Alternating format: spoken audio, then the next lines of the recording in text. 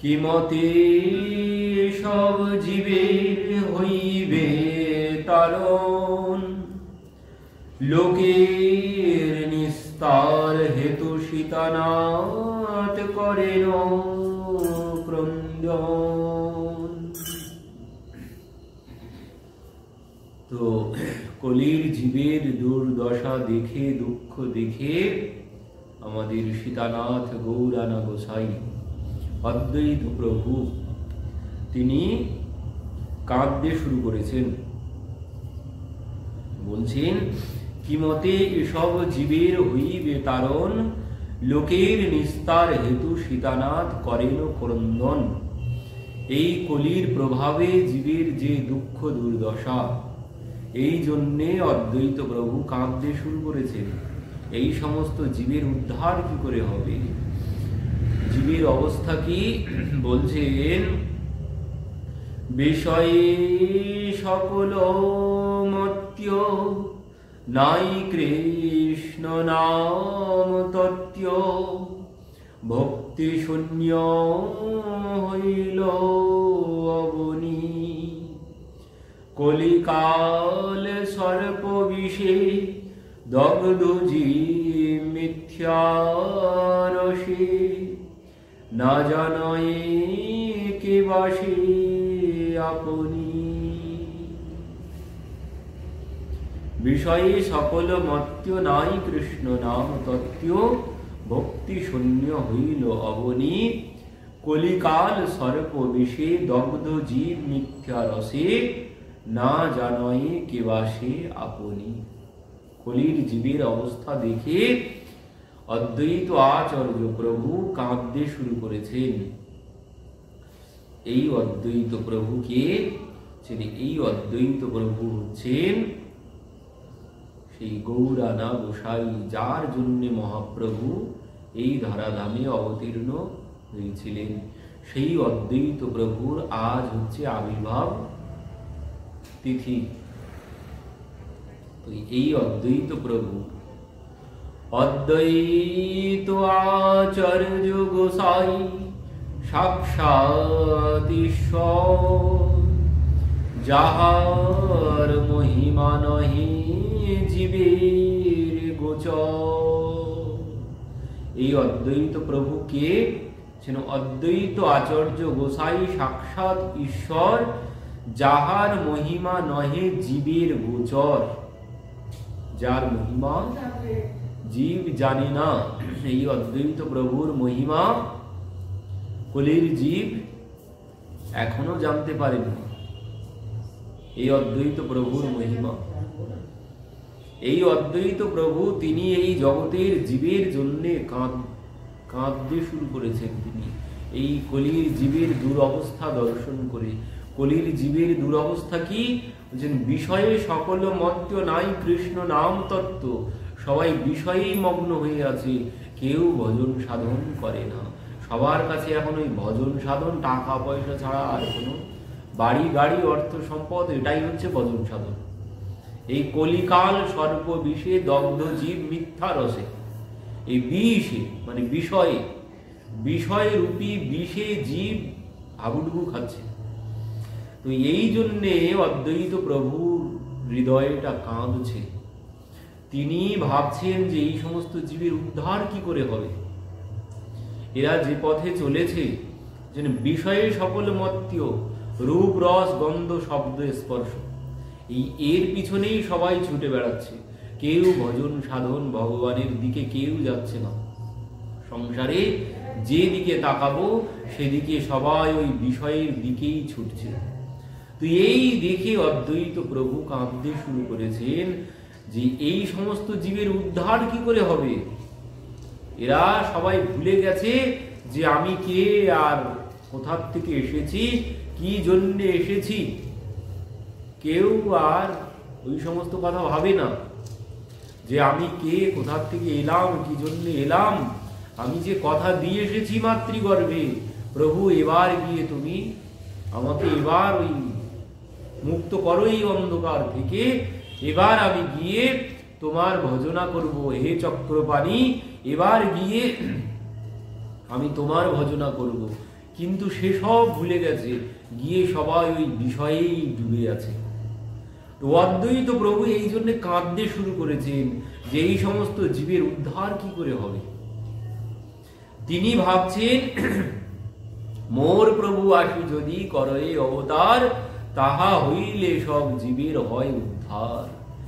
আমার প্রভুকে যদি আমি নামিয়ে নিয়ে আসতে পারি তাহলে এই সমস্ত জীব উদ্ধার পেতে পারে। আমার দ্বারা সম্ভব না, আমার দ্বারা সম্ভব নয় এই কলির জীবকে উদ্ধার করা, আমার দ্বারা সম্ভব নয়।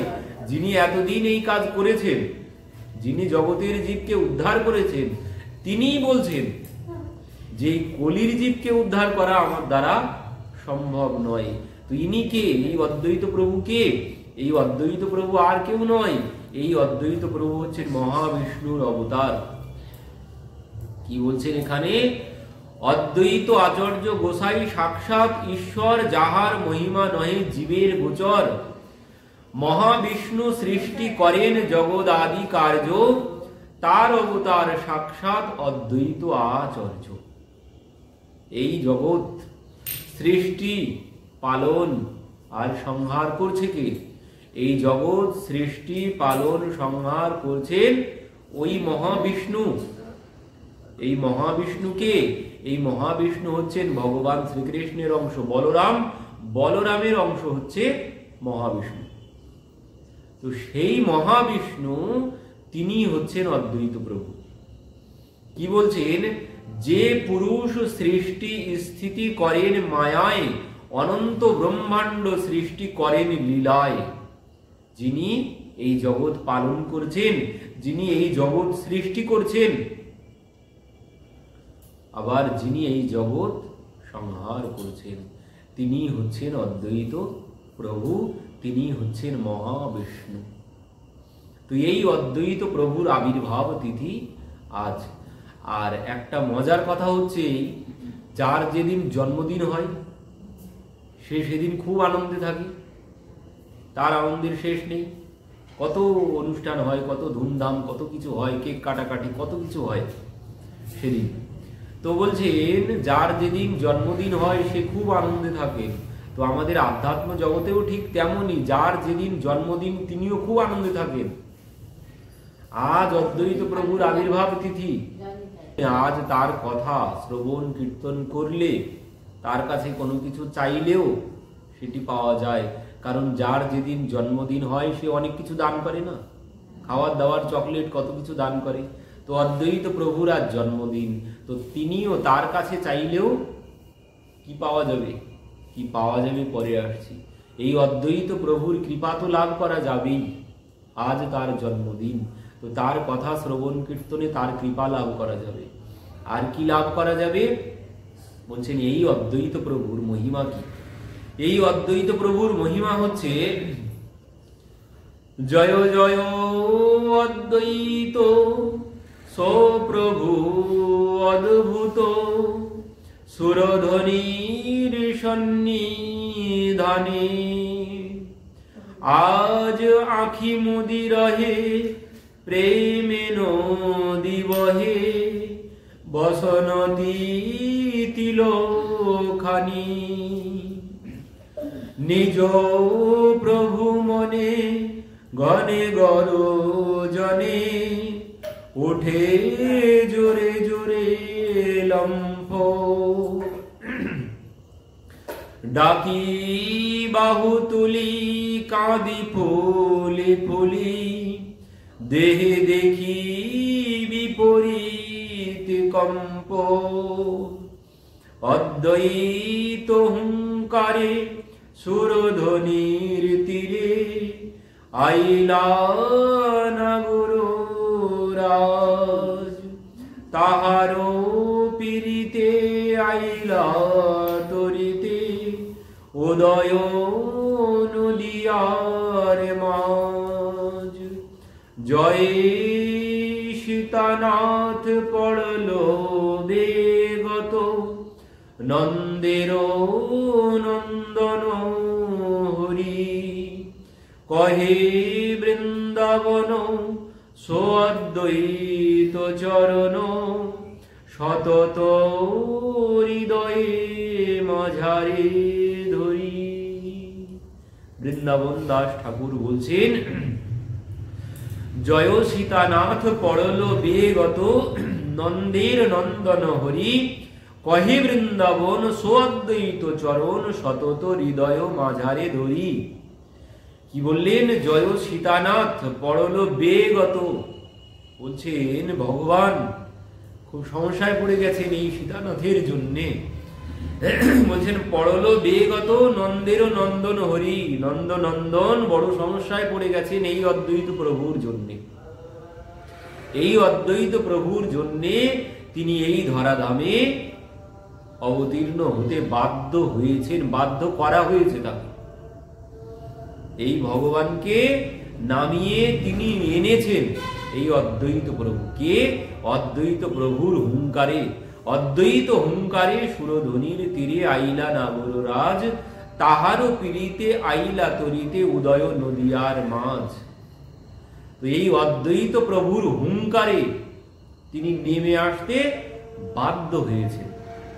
তো বলছেন এই জন্যে কহে বৃন্দাবন সোঅদ্বৈত চরণ, সতত হৃদ মাঝারে ধরি। বলছেন সেই অদ্বৈত চরণ সতত হৃদয়ে মাঝারে ধরি। কেন? কারণ এই অদ্বৈত প্রভুর জন্যেই আমরা মহাপ্রভুকে পেয়েছি। এই জন্যে তাকে বলা হয় গৌরানাথ গোসাই। মহাপ্রভু কি বলছেন? অদ্বৈত লাগি মোর এই অবতার, মোর কর্ণে বাজে আশি নাড়ার হুঙ্কার। ভগবান বলছেন অদ্বৈত লাগি মোর এই অবতার। মহাপ্রভু বলছেন এই অদ্বৈত প্রভুর জন্যেই আমি আসতে বাধ্য হয়েছি। মোর কর্ণে বাজে আশি নাড়ার হুঙ্কার, মানে তার হুঙ্কার আমার কর্ণে গিয়ে উপস্থিত হয়েছে।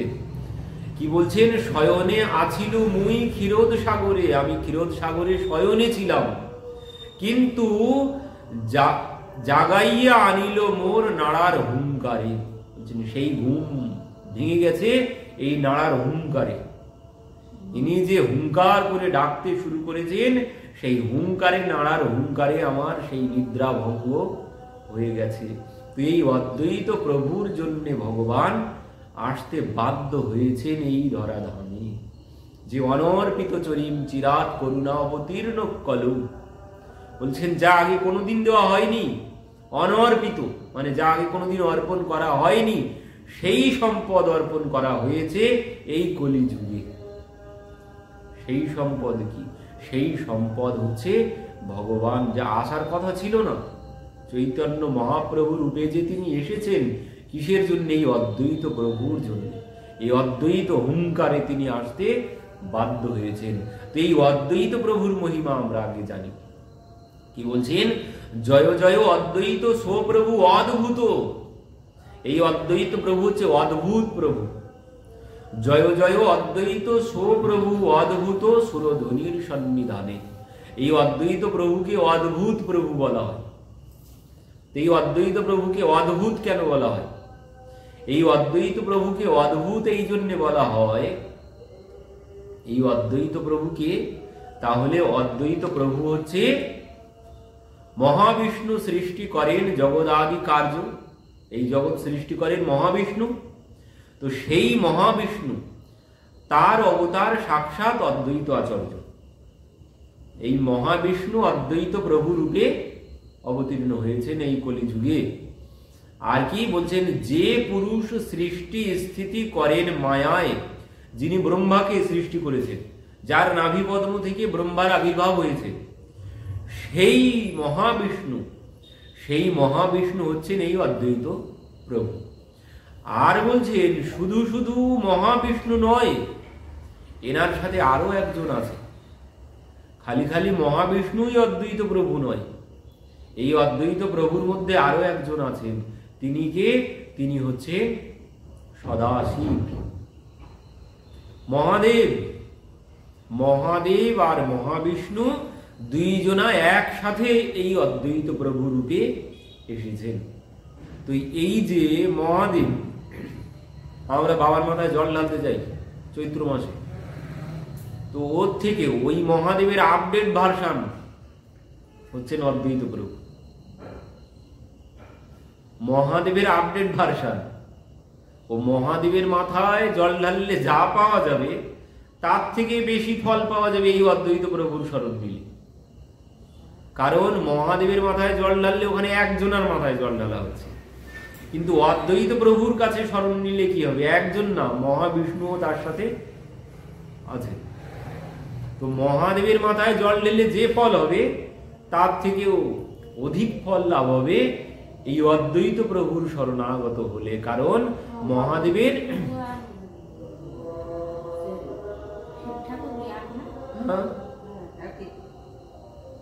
তো ওই বলছি মহাদেব হচ্ছেন মহাদেবের আপডেট ভার্সন। 2025 সালে মোবাইলের যে মডেল বেরিয়েছে, 2020 সালের মোবাইলে সেই সুযোগ সুবিধা পাওয়া যাবে? 2025 সালের মডেলে যে সুযোগ সুবিধা পাওয়া যাবে, এআই আছে 2025 সালে বা 24 সালে মোবাইলে।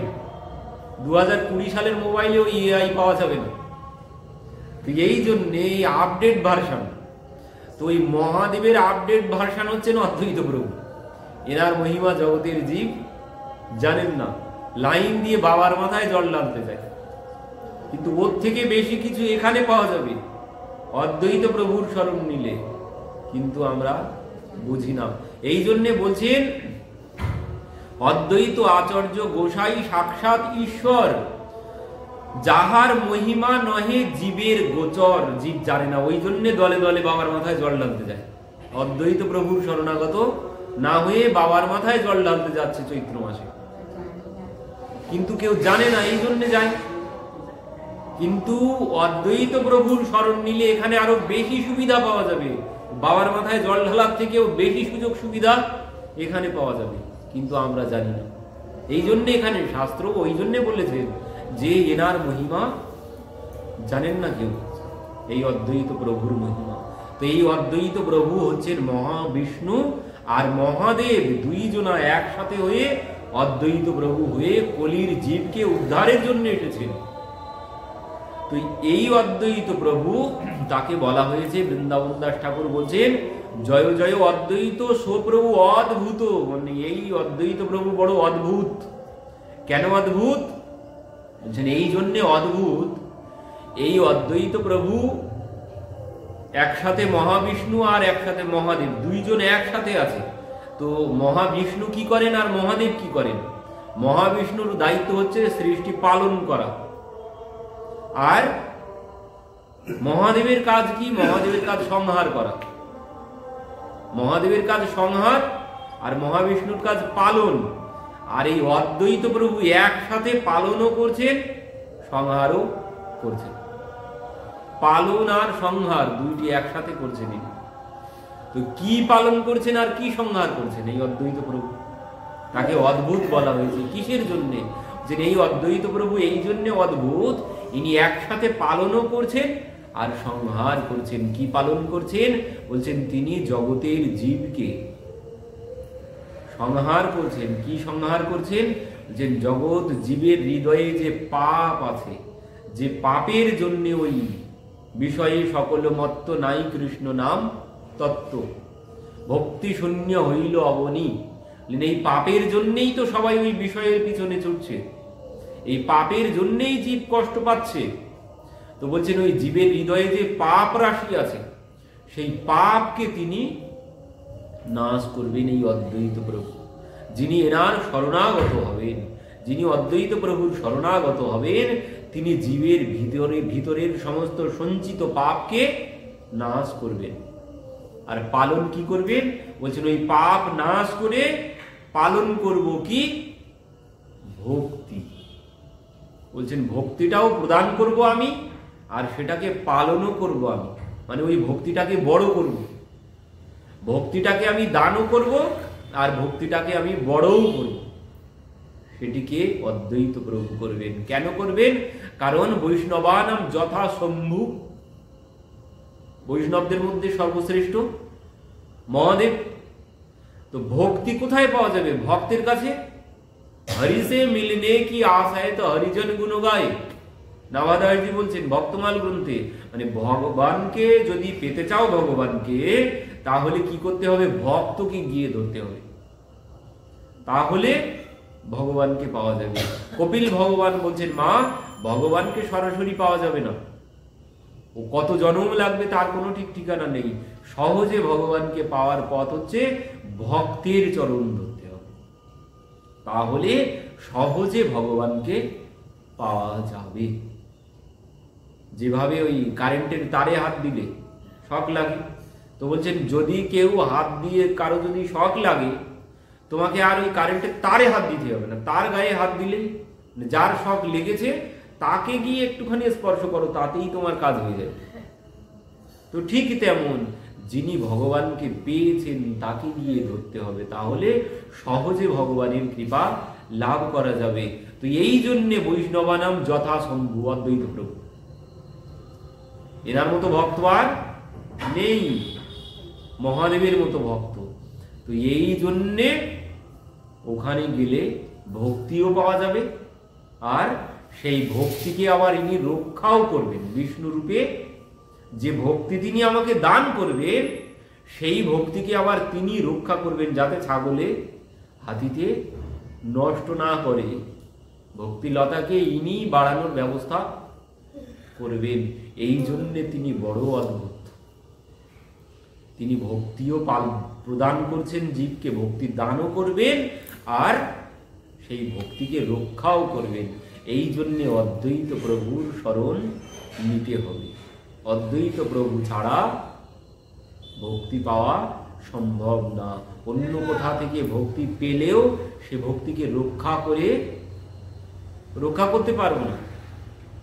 সে ভক্তিকে রক্ষা করতে গেলেও অদ্বৈত প্রভুর শরণ নিতে হবে। কিন্তু আমরা এই অদ্বৈত প্রভুর মহিমাই জানি না, পঞ্চতত্ত্ব কি আমরা আসলেই জানি না। অধিকাংশ মানুষ পঞ্চতত্ত্ব বোঝেই না। মহাপ্রভুকে জানে, মহাপ্রভুকে জানতে পারে, কিন্তু পঞ্চতত্ত্ব বললে বলে সে আবার কি? পঞ্চতত্ত্ব বললে বলে সে আবার কি? পঞ্চতত্ত্ব কি তারা জানে না। এটাই হচ্ছে তত্ত্ব। মহাবিষ্ণু আর মহাদেব দুইজন একসাথে এই কলিযুগে অবতীর্ণ হয়েছেন জগতের জীবকে উদ্ধার করার জন্য। তারাই পারেন জগতের জীবকে উদ্ধার করতে, একমাত্র অদ্বৈত প্রভু পারেন এই কলির জীবকে ভক্তি প্রদান করতে, সেই ভক্তিটাকে রক্ষাও করতে। কিন্তু আমরা এই তত্ত্ব জানি না। এই পঞ্চতত্ত্বের মধ্যে সর্বশ্রেষ্ঠ তত্ত্ব হচ্ছেন অদ্বৈত প্রভু। তার শরণাগত না হলে কোনো লাভ হবে না, কোনো লাভ হবে না যদি অদ্বৈত প্রভুর শরণাগত না হই। ও ভক্তি পেলেও সেটা রক্ষা করতে পারবো না, রক্ষা হবে না। ভক্তিকে রক্ষা করতে গেলে অদ্বৈত প্রভুর শরণ আমাদেরকে নিতেই হবে। যেখানে যেটুকু ভক্তি আছে, যিনি আজ ভগবানের নাম করছেন, সব আজ এনারই কৃপাতে, এই অদ্বৈত প্রভুর দান। অদ্বৈত প্রভু না এলে এসব কিছুই হতো না, এ সমস্ত কোনো কিছু হতো না। অদ্বৈত প্রভু যখন এসেছেন, এসে দেখছেন জগতের অবস্থা কি, তখন সবাই এখান থেকে 650 বছর আগে বলছেন ধর্ম কর্ম লোক সব এই মাত্র করে, মঙ্গল চণ্ডীর গীত করে জাগরণে, জীবা চক্রবর্তী ভট্টাচার্য সব তাহারাও না জানয়ে গ্রন্থ অনুভব। তখন কেউ এই সমস্ত কিছুই জানতো না, এই সমস্ত ভাগবত পাঠটাট কোনো কিছু হতো না। তখন ধর্ম মানে কি ছিল? তখন ধর্ম মানে ব্রাহ্মণরা প্রচার করেছিল মায়ের পূজা করা, মায়ের সম্মুখে ছাগল ভেড়া এনে পাঁঠা এনে বলি দেওয়া, আর ওগুলোই ভাগযোগ করে খাওয়া, এটাই হচ্ছে ধর্ম। এখান থেকে 650-700 বছর আগে এটাই ছিল, অন্য কোনো ধর্ম ছিল না। ওই মায়ের পূজা, তাও আবার কি দিনের বেলা, দিনের বেলা মায়ের পূজা হতো, মায়ের সম্মুখে পাঁঠা বলি দিত, দিয়ে ওইগুলো ভাগযোগ করে খেত, প্রসাদ ওইগুলোই, এটাই ধর্ম। বলছেন যেবা চক্রবর্তী ভট্টাচার্য সব তাহারাও না জানায় গ্রন্থ অনুভব। তারাও গ্রন্থ যে কি বলছে কোনো কিছু জানতো না। আবার এমন কি নিয়ম ছিল, বলছেন ব্রাহ্মণ ছাড়া কেউ কোনো গ্রন্থ অধ্যয়ন করতে পারবে না, এমন নিয়ম ছিল। ব্রাহ্মণের ছেলে ছাড়া অন্য কেউ পড়াশোনা করতে পারবে না, এমন ব্রাহ্মণ্যবাদ ছিল তখন। এই ব্রাহ্মণ্যবাদ থেকে রক্ষা করেছেন জীবকে এই অদ্বৈত প্রভু। এই অদ্বৈত প্রভুর পিতামাতার শ্রাদ্ধের সময় ব্রাহ্মণদেরকে নিমন্ত্রণ করেছিলেন, ব্রাহ্মণরা এসেছিলেন। সেখানে হরিদাস ঠাকুরকেও নিমন্ত্রণ করেছিলেন, হরিদাস ঠাকুরও ছিল। তো সেই পিতামাতার শ্রাদ্ধের দান পাত্র ব্রাহ্মণদেরকে না দিয়ে হরিদাস ঠাকুরের হাতে দিয়েছে। এই দেখেই তো ব্রাহ্মণরা তেলে বেগুনে জ্বলে উঠেছে, আমাদের এত বড় অপমান, আমাদের না দিয়ে এই জবনে একে কেন দিলেন, আমরা চলে যাচ্ছি। তখন অদ্বৈত প্রভু বলছেন, দেখুন আপনারা ধরুন 100 জন এসেছেন, তো আপনাদের 100 জনকে ভোজন করালে আমি যে লাভ হবে, 100 জন ব্রাহ্মণ ভোজনের ফল পাবো আমি। কিন্তু এই হরিদাস ঠাকুরকে ভোজন করালে, একজনাকেই ভোজন করালে আমি লক্ষ ব্রাহ্মণ ভোজনের ফল লাভ করব। আর এই কথা শুনে ব্রাহ্মণরা সব ওখান থেকে চলে গেছে। এই বৈষ্ণব ধর্মকে সবার উপরে জায়গা দিয়েছেন এই অদ্বৈত প্রভু। ব্রাহ্মণ্যবাদকে চেপে তিনি এই বৈষ্ণব ধর্ম তিনি প্রচার করেছেন, তার জন্যই আজ এই বৈষ্ণব ধর্ম প্রচার পেয়েছে। এবার ব্রাহ্মণরা তো তেলে বেগুনে জ্বলে উঠেছে, তারা সেখান থেকে সব চলে গেলেন। গিয়ে বলছেন এইভাবে যদি এই মতামত চলতে থাকে আমাদের তো আর কেউ দাম দেবে না, তো কি করা যায়? বলছেন ওই শাস্ত্রে যেখানে যেখানে আছে, ওই ভগবান বলেছেন চতুর্বর্ণম ময়া সৃষ্টম গুণ কর্ম বিভাগস, বলছেন 4 বর্ণ আমি সৃষ্টি করেছি। কিসের জন্য? কর্মের জন্য। এখানে ছোট বড় কোনো কিছু নেই। ভগবান বলেননি যে এই জাত ছোট, এ বড়, এ মাঝারি, এ একদম ক্ষুদ্র। ভগবান এসব কোনো কথা বলেননি, কিন্তু ওটা পরবর্তীতে ওখানে জুড়ে দেওয়া হয়েছে। এই ব্রাহ্মণ্যবাদ এসে ব্রাহ্মণরা জুড়ে দিলেন, বললেন এটা যদি না করা হয় আমাদেরকে কেউ সম্মান করবে না। এই জন্যে বলছেন যেখানে যেখানে এই কথা লেখা আছে যে 4 বর্ণ সব সমান, ওইখানে সংযোগ করে দাও যে ব্রাহ্মণ বড়, ক্ষত্রিয় তার থেকে ছোট, বৈশ্য তার থেকে ছোট, শূদ্র একদম ছোট। নিয়ম আলাদা আলাদা করে দাও। তারপরে ওই যে শ্রাদ্ধের নিয়ম 10 দিনেই, কিন্তু ব্রাহ্মণের ক্ষেত্রে 10 দিন, ক্ষত্রিয়ের ক্ষেত্রে 11 দিন, বৈশ্যের ক্ষেত্রে 12 দিন, শূদ্রের ক্ষেত্রে 13 দিন করা হলো পরবর্তীতে। সব শাস্ত্রের মধ্যেও বড় ভেজাল আছে চারিদিকে, পরে সংযোজন করা হয়েছে শাস্ত্রের মধ্যে। এই নিয়ে নানা রকমের দ্বন্দ্ব আছে, এ নিয়ে প্রচুর দ্বন্দ্ব হয়েছে। তো এসব হয়েছে ব্রাহ্মণ্যবাদে। ভগবান বলেননি যে ব্রাহ্মণ বড় আর ক্ষত্রিয় ছোট, শূদ্র একদম ছোট, এসব কথা বলেননি। যে আমি সৃষ্টি করেছি কর্মের জন্যে, কর্ম ভাগ করে দেওয়ার জন্যে আমি সৃষ্টি করেছি, কিন্তু এই ছোট বড় করার জন্য তিনি সৃষ্টি করেননি। কিন্তু ছোট বড় পরবর্তীতে করা হয়েছে। আর তাই যদি ছোট বড় করা হয়, ব্রাহ্মণ বড়, ব্রাহ্মণকে মুখ ধরা হয়, ভগবানের মুখ। ব্রাহ্মণের মুখ, ভগবানের মুখ হচ্ছে ব্রাহ্মণ, হাত হচ্ছে ক্ষত্রিয়, চরণ হচ্ছে শূদ্র। তো এই যদি হয়, তো এবার ব্রাহ্মণ যদি মুখ হলো সবার উপরে, সেই জন্য বড় বলছি আমরা। ভগবানের মুখ, তারপরে হাত, তারপর কোটি প্রদেশ, তারপর চরণ বা উরু, তারপর চরণ। তো চরণ সবার থেকে ছোট করা হলো, চরণ ছোট করা হলো। তো ব্রাহ্মণ, ক্ষত্রিয়, বৈশ্য, শূদ্র, এই আমার মাথাটাই, এটাই হচ্ছে এখান থেকে এটা ব্রাহ্মণ, এটাই হচ্ছে ক্ষত্রিয়, এর পরেরটা হচ্ছে বৈশ্য, চরণটা হচ্ছে শূদ্র। এটাই হচ্ছে এর ব্যাখ্যা। এবার যদি বলি আমার মাথাটাই বড়, মুখটাই বড় আর চরণটা ছোট, চরণ ছোট মুখটাই বড়, তাই যদি হয়। এবার যদি পা দুটো যদি ছোটই হয়, এত যদি খারাপ হয়, বাদ দাও কেটে, বাদ দাও। এইবার হাঁটবে কি করে? আর এই চরণ না হলে খাবে কি, কর্ম করবে কি করে? তো হিসেব করলে দেখা যায় ও মুখের থেকে চরণটাই বেশি বড়, ও শূদ্রই বড়। শূদ্র না হলে পেট চলবে না।